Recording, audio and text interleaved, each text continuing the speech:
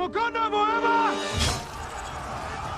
When the man who was a superhero on screen succumbed to colon cancer on Friday, the world was stunned. Chadwick Boseman was just 43, larger than life, and increasingly the picture of someone at risk for the deadly disease. 1 in 23 black males will be diagnosed with colorectal cancer in their lifetime.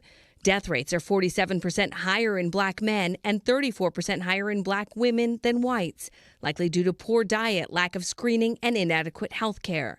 And while the majority of people diagnosed with the disease will be over 50, doctors say they are seeing more young people. Since the 1990s, we have been noticing a steady rise in the rate in people under the age of 50 at about 2% per year.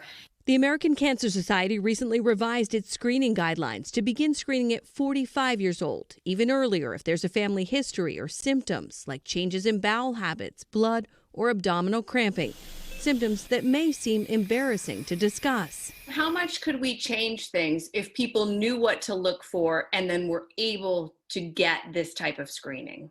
Of the 50,000 or so colorectal cancer deaths that occur every year in the United States, we estimate that about 15 to 20,000 of those deaths could be prevented.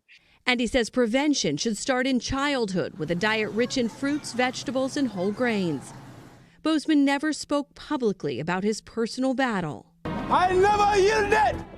I think the fact that he was able to make all these movies and be as productive as he was throughout getting this treatment just illustrates that he really wasn't a superhero just on screen.